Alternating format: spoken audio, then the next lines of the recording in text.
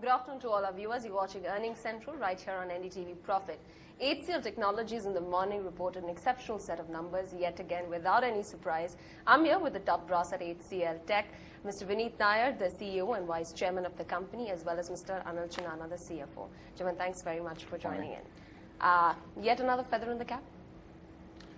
Yeah, I think so. We delivered a good result. We're pretty happy with it. In fact, last quarter you said we're not here to meet or beat expectations. We're here to do what we do best, and that's grow and then get that on board. And this is what you've done this quarter as well. It goes to say that you've beaten street expectations.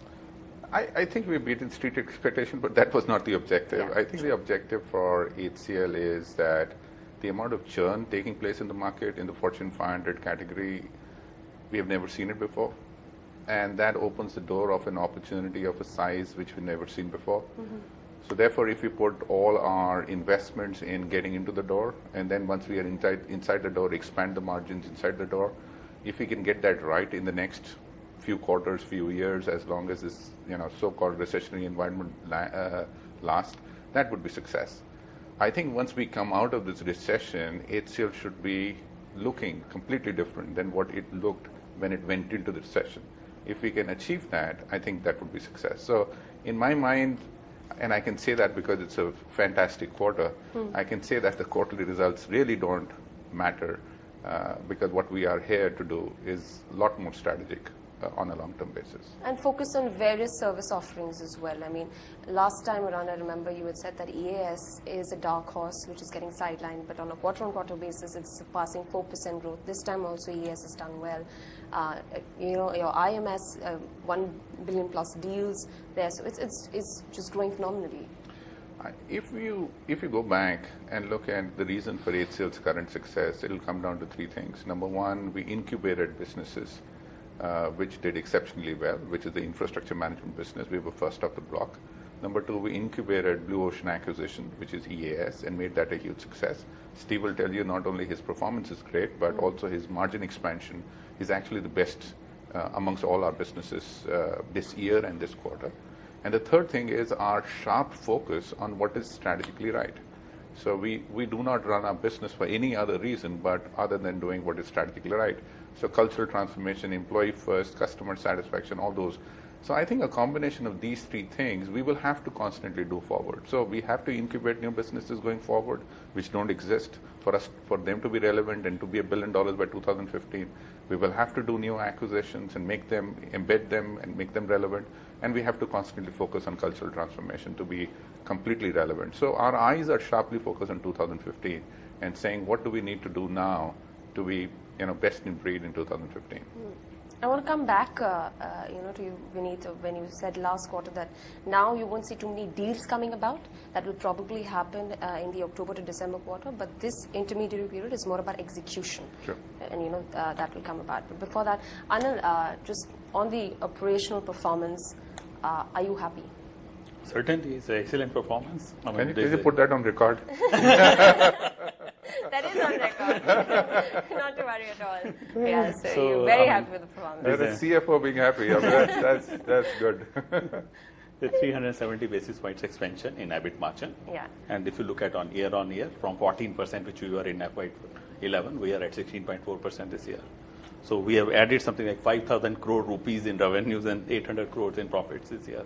And I remember, Vineet, you had pointed out that, for the full year, you see margins around 14 and a half.